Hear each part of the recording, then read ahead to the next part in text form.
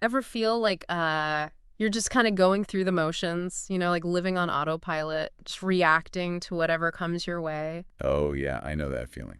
Well, maybe today's deep dive can help us hit that pause button, Right. really get Okay. to know thyself. Hmm. Which, I mean, it's a phrase we've all heard, right? But Yeah. maybe not fully grasped. Right. So today we're going to explore this idea with some insights from this website, The Spiritual Seek. Okay. They use a really interesting blend of historical philosophy and like modern self-assessment tools. Interesting. So hopefully, we can unlock some of our true potential. I love that. You know, it's fascinating how this simple phrase, know thyself, it's endured for so long, Right. really speaks to this kind of universal human desire to understand who we are at our core. Absolutely. It's like this ancient wisdom that's still whispering to us today. Mm-hmm. So to kick things off, let's rewind way back Okay. to ancient Greece, to the Temple of Apollo at Delphi. Imagine you're a pilgrim seeking guidance from the legendary oracle, right? Mhm. You walk up to this grand temple, and carved right above the entrance, you see the words, Gnōthi Seauton, know thyself. That's almost like a challenge, like it's an invitation to look inward, before seeking answers from any external source. Yeah. Even the oracle herself, Right. it really makes you wonder, what was it like to live in a time when people sought wisdom from oracles? I know. I mean, was it really about predicting the future, or was it more about finding direction in life? Yeah, I think it was a bit of both. Okay. People wanted to know what their future held, Right. but they also craved this deeper understanding of themselves and their place in the world. Hmm. And you know this inscription, know thyself. It became a guiding principle for one of history's most influential thinkers, Socrates. Yeah, Socrates. He was totally obsessed with this whole self-knowledge thing, wasn't he? He was. But he also claimed to know nothing, which always seemed a bit ironic to me. Right, that's the paradox of Socrates. The oracle supposedly declared him the wisest man in Athens, Wow. even though he constantly questioned his own knowledge. Yeah. But that's precisely what made him wise. Hmm. His willingness to acknowledge his limitations Right. and constantly seek a deeper understanding. So instead of assuming he had all the answers, he just went around peppering people with questions. Yes? Trying to expose the gaps in their thinking. Exactly. He would ask these seemingly simple questions that would force people to confront their own assumptions and biases. Oh, wow. Like, what is justice? Or, what is courage? Hmm. His questions were designed to get people to think critically about their beliefs and values, not just blindly accept whatever the status quo was. That's actually a pretty good strategy. It is. If you think about it, I mean, think about how many arguments we could all avoid. Right. If we just paused and asked ourselves, do I really understand what I'm talking about? Mhm. Or like, am I just letting my emotions kind of cloud my judgment? Yeah, it's seriously some timeless wisdom right there. Totally. And that's why I think Socrates is still so relevant today. Yeah. His emphasis on self-reflection, Yeah. critical thinking. Yeah. Those are skills we can all benefit from, especially in our current world where it feels like we're just overloaded with information, Right. polarized opinions. Yeah. And this whole idea of know thyself, it didn't stop with the ancient Greeks, did it? Yeah, it didn't. It's like this concept that resonated across, cultures and time periods. Absolutely. The Romans admired Greek culture, Uh-huh. and they embraced this idea as Nosce te Ipsum, sometimes temet nos. Interesting. They understood that self-knowledge wasn't just about intellectual pursuits. Okay. It was essential for living a virtuous and fulfilling life. So even the Romans, known for their pragmatism and military prowess, Yes. they saw the value in introspection. Yes, particularly the Stoic philosophers, Okay. like Seneca and Marcus Aurelius. Yeah. They believed that understanding your own emotions, your strengths and your weaknesses, it was crucial for navigating the challenges of life with resilience and wisdom. It's amazing how this idea of looking inward keeps popping up throughout history. It really is. It makes you wonder why it's so deeply ingrained in our collective consciousness. It's almost like know thyself isn't just a philosophical concept. Okay. It's like this practical tool Yeah. for personal growth and fulfillment. Mm. And that's something that resonates across cultures and time periods. It's this fundamental human need to understand who we are and what makes us tick. Absolutely.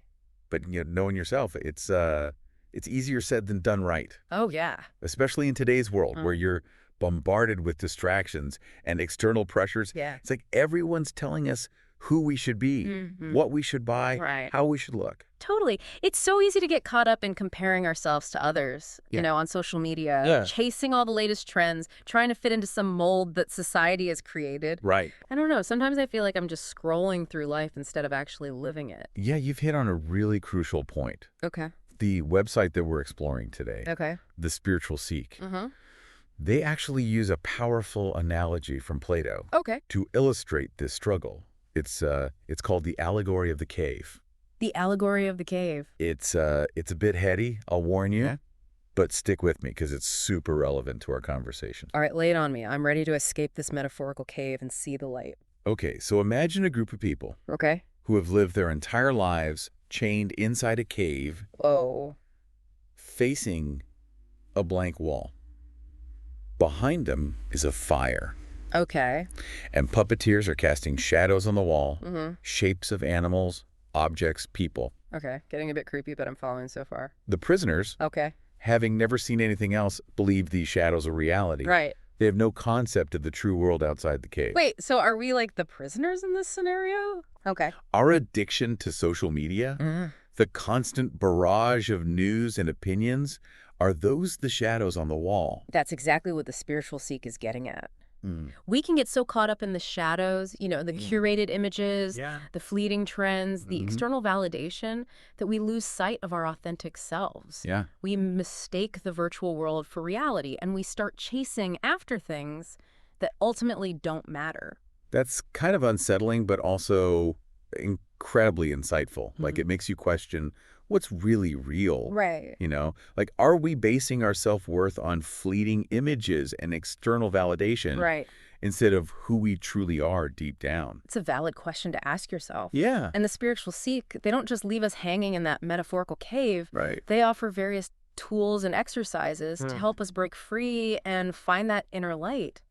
So like they're giving us like this modern day map to navigate this complex journey of self-discovery. It sounds like they're drawing on those ancient philosophical ideas, but like making them relevant to our modern struggles. Exactly. They blend ancient wisdom with practical, actionable steps. Right.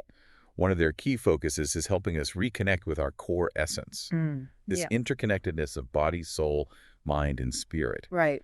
They argue that modern life often fragments our attention, leaving us feeling disconnected from ourselves and the world around us. I'm starting to see why you're so intrigued by this website. It's not just about taking some personality quiz. Right. It's about digging deeper, you know? Yes. And understanding the different layers of who we are. Precisely.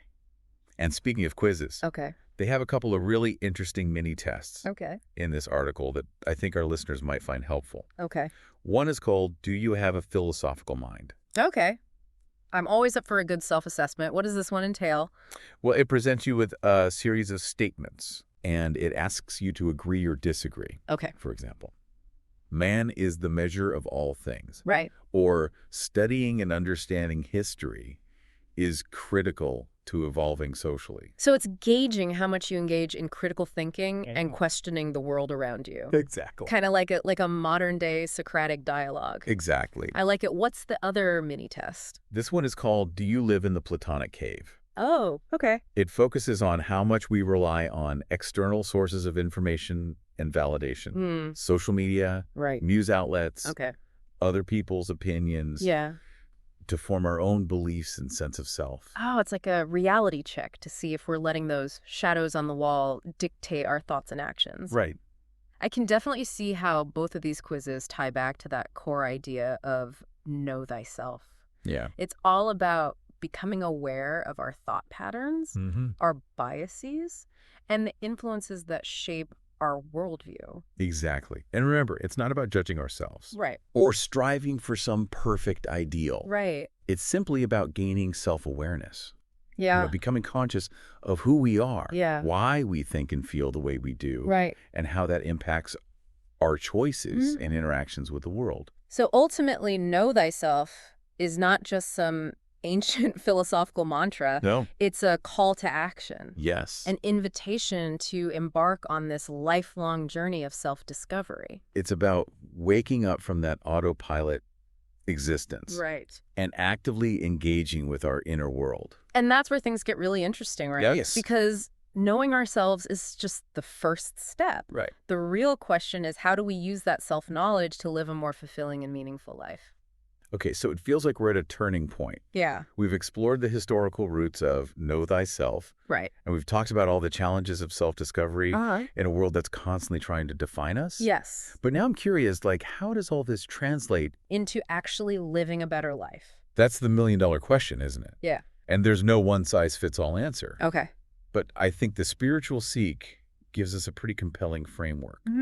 They emphasize that self-knowledge isn't just about introspection. It's about using that understanding to make conscious choices that align with our values and aspirations. So it's about taking action. Yeah. Not just like sitting around contemplating our navels. Exactly. It's about bridging the gap between our inner world and our outer world. For example, let's say you discover through self-reflection that you deeply value creativity and connection. Right. And you realize that maybe your current job leaves you feeling drained and uninspired. Yeah. Armed with that self-knowledge, you might decide to explore a new career path that allows you to express your creativity and connect with others in a more meaningful way. I see what you mean. Yeah. It's about taking those insights and using them to shape our lives. Exactly. Our relationships, our careers, like everything. Precisely. Yeah. The more we understand ourselves, our strengths, weaknesses, passions, and fears, the better equipped we are to make choices that lead to greater fulfillment and purpose. Yeah. It's like we're building this internal compass that helps us navigate the complexities of life with more clarity and intention. Yeah. It's interesting because sometimes we make choices based on what we think we should do or what other people expect of us, rather than what truly resonates with our authentic selves. It's a trap that's easy to fall into. Yeah. But when we operate from a place of self-knowledge, we're less likely to be swayed by those external pressures. Yeah. We can set healthy boundaries, make decisions that honor our values, pursue goals that genuinely inspire us. So it's not just about feeling better. It's about becoming more empowered to shape our lives and create positive change. And that brings us back to that quote from The Spiritual Seek. Right. The one about moving the world by first moving ourselves. Let him who would move the world first move himself. Yeah. It highlights this ripple effect of self-knowledge. As we become more self-aware and make choices that are aligned with our true selves, we inevitably influence the world around us.